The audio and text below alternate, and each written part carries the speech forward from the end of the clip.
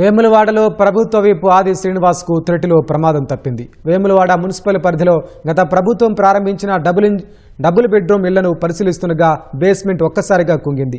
Incharge collector Garima Agarwal నాయకులతో కలిసి double bedroom ఇళ్లను పరిశీలిస్తుండగా ప్రమాదం జరిగింది.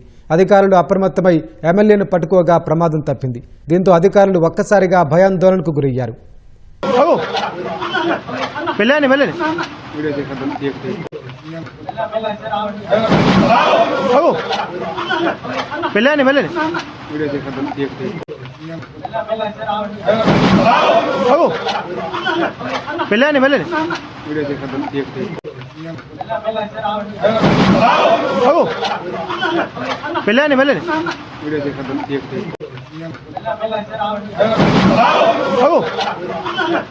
వెళ్ళండి